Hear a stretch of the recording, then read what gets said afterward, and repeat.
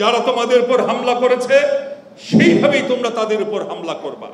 যারা তোমাদের শরীর থেকে রক্ত নিয়েছে একইভাবে তোমরা তাদের শরীর থেকে রক্ত নিবা, সেটি একটি পথ। আপনাদের উদ্দেশ্যে কিছু কথা আমি বলতে চাই। দেশের বর্তমান পরিস্থিতিতে কিছু কথা বলার প্রয়োজন আছে। যে সাম্প্রতিক সময়ে কিছু কিছু ঘটনা আমাদের দলের ভাবমূর্তি নষ্ট করছে। এর অধিকাংশই অপপ্রচার, তবে সম্পূর্ণভাবে যে অপপ্রচার তা কিন্তু আমরা বলতে পারছি না। কিছু কিছু ঘটনা ঘটছে, সেটা না হয় কারা করছে বাদ দিলাম, কিন্তু ছাত্র দলের কাছে আমরা বলতে চাই যে তোমাদের কাছে আমাদের যে প্রত্যাশা সেই কথা আমি বলতে চাই। তা হচ্ছে যে আমরা জানি দীর্ঘ 15-16টি বছর তোমাদের উপর অনেক অত্যাচার হয়েছে, অনেক নির্যাতন হয়েছে। তোমরা বারবার নির্যাতিত হয়েছো রাস্তায়, তোমাদের শরীর থেকে রক্ত ঝরেছে, তোমাদের হাতের উপর তোমরা তোমাদের সহযোদ্ধার রক্তাক্ত শরীরকে তোমরা বহন করেছো। কত শহীদকে যে তোমরা কবরস্থ করেছো তা তোমরা ভালো করে জানো।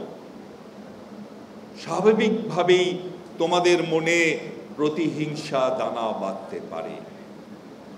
এখন প্রতিহিংসা পূরণের পথ কি?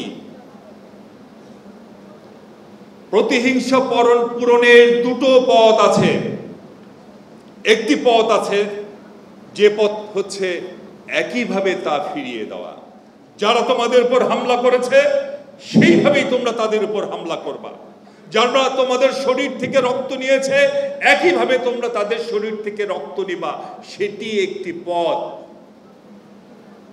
আরেকটি পথ খোলা আছে, সেই পথটির ব্যাপারেই আমি কথা বলতে চাই এবং সেই পথটি বোঝানোর জন্য আমি সাউথ আফ্রিকার একটি উদাহরণ তোমাদের সামনে আমি তুলে ধরতে চাই।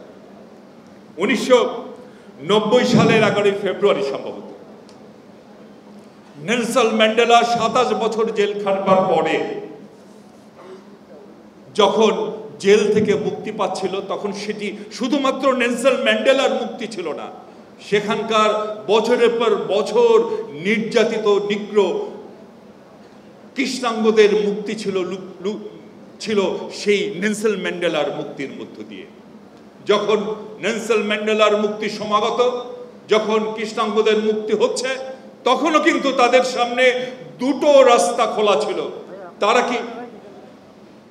তারা কি একই কায়দায় যারা তাদের উপর, যে শ্বেতাঙ্গরা তাদের উপর এতদিন ধরে নির্যাতন চালিয়েছে, হত্যা করেছে, গুম করেছে, শরীর থেকে রক্ত ঝরিয়েছে, তারা কি সেই একই কায়দায় শ্বেতাঙ্গদের উপর হামলা চালাবে নাকি চালাবে না?